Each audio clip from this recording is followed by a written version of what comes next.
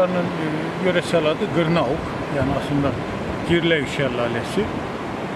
Erzincan'a yaklaşık 160 kilometre mesafede ve Erzincan'ın en güzel köşelerinden birisi. Muhteşem bir şelale. Su az yukarıdan çıkıyor, yine aynen Merkez Çağlayan kaynağında olduğu gibi ve buradan Konarlı Deresi'ne dökülüyor.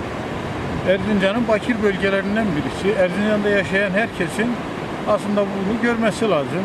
Gezmeye, görülmeye değer bir yer.